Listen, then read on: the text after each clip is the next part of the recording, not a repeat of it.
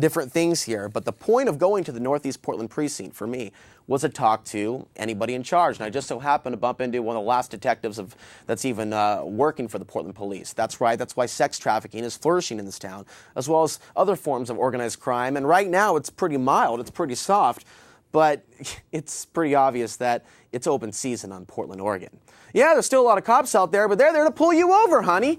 They're there to write you a ticket. Speed cameras, yeah, got them in another trap. Boo! Restoration insurance. Okay, you don't have any drugs or anything in the car. This is our experience with the police. You call someone, someone's extorting me, someone's hurting me. Hey, if it's a domestic violence potential one, they'll get in there right away because there's potentially the opportunity to hurt the guy. Throw him against the car. After all, he's a wife beater, so he's accused of being. That's another way to bring the cops to your house and make a bad situation much, much worse. Never call the police unless it's absolutely necessary or a matter of life and death. They don't have the time for it. And don't waste their time trying to get them to fix your relationship problems. But I don't think I need to tell that to the people that watch this show, but I wish a lot of other people knew that basic fact of reality. I took pleasure from talking and walking with one of Portland's very few vice detectives about these concerns that I have. That there's a lack of community, a lack of communication between the police and the people, and there has to be many bridges that are gapped between people that care about their streets and their community. Now, we have a phone call, and we're going to go that phone call. And then with that, I'm going to stop ranting and start blasting through a bunch of random news headlines that I have intentionally put into this tarot deck of information. Go ahead, caller. Hi, I'm a long-term watcher of the show. I just wanted to say on a little bit on point. You were talking about the police. I just had a experience just a day or two ago where I was just hanging out with some friends after playing some basketball at a park, just a couple of blocks from my house, and cop drives by, going like 2 or 3 miles an hour. Yeah, of course. And then and I told my friend, and I'm a poker player, so I'm a betting man. I told him I'd bet him $5 that cop's going to drive by again and try and do something elevate the situation. So about 2 or 3 minutes later, he drives by and shines his spotlight on us and waves it back and forth. And so I waved to him, and luckily none of my friends are stupid enough to do anything what they want them to do, which is run away for no reason. Sudden moves. And that's all I wanted to say is that don't be afraid of the cops. They are just people like you and me, except they often go on power trips and take it as an opportunity when you meet cops to share information with them. And all you out there know, I got my car towed for no registration, no insurance. It ended up costing me about, in the end, $800 to get it all out. But as they were removing my property from my hands, we can agree to disagree on whether the law is just or not. But I let them know whose car they were taking and why they were creating a problem in the community by getting in the way of somebody that's actually trying to do good and inform them. Try to give them my information, my card. Take a look at what I'm doing. I think it's information you might want to be aware of. This is very serious.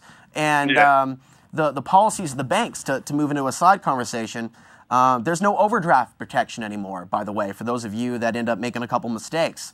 And I got to learn that the hard way this week. And the policies from the top down are making the jobs of cops unsafe for them. And they should be concerned about that. The jobs of bank tellers, I'm concerned about them. I mean, they're pushing people and pushing people and pushing people. And the top down CEO of Chase Bank with the swastika says, no, you can't reverse anybody's overdraft charges no matter how much they're broke. Just take their money and say, sir, we don't want to have a problem here. There's security guards everywhere because there's problems now with people getting upset. So we're going to have to figure out how we're going to get through this together because economically it's not going to get worse. It's going to get better. What do we do with no money? How do we still flourish with less? Yeah, it's definitely, I mean, have you ever been to last Thursday? Last Tuesday? Yeah. Okay, I went to last Thursday Live. I want to say hi to everybody that said hi to me there. I bumped into about 15 viewers. But I've gone the last couple of months. It's definitely an anarchy of creativity and information. Sometimes it's very overwhelming for me. But there's a lot of police, as you know, there because they have to shut down the roads. Well, I'm a poet. I know about last Thursday, and they definitely have a lot of cops. And now they're saying that they might end last Thursday because the city doesn't have the money to pay the cops to shut down the roads. It's in the news right now. I don't know what. Here, let's go ahead and bring that up, Bill. That is graphic number. I just want to tie all this together and show how this is significant because it's hitting us right here at home where people want to just buy and sell without being taxed, without having to have permits and things of that nature. Yeah, definitely. Yeah, it's crazy the amount that people don't realize, what the what their position is in the country. I mean, we all this, they can throw it anyway, say it any which way they want, but we own this country. This is our country, and those are our streets. Okay, yeah, and we're going to make sure that keeps going. And so you all should call Sam Adams on that issue too and let him know that you're open to volunteer for security if need be. Why should it just be the police? Why can't trusted people from the community help shut down the roads? We can shut down the roads. We can do it just like the people that run Access TV can leave Thursdays open and have volunteers run it, but instead they have it closed. We got to have more trust. I think there's a common theme here I'm pushing. There's a lack of trust in the community, and we need more trust of each other to get stuff done. Yeah, and sometimes less trust in the police, but it's just amazing to me sometimes. Like, I've had plenty of experiences that both good and bad, mostly bad with the police in Portland. Well, yeah, it's definitely. And I know a lot of other people that have had horrible experiences. We're going to go ahead and play a video. It's called David Icke on Cops. We're going to play that in a minute. Thank you for your call, sir. Yeah, thank you. And now we're going to kick off the News Blitz. Thank you very much. A lot of good points. Before we get to that, Bill, we're going to play that, but let's take care of a little bit of business to actually get some facts out there. And so I'm going to move fast. I won't have time to cover everything.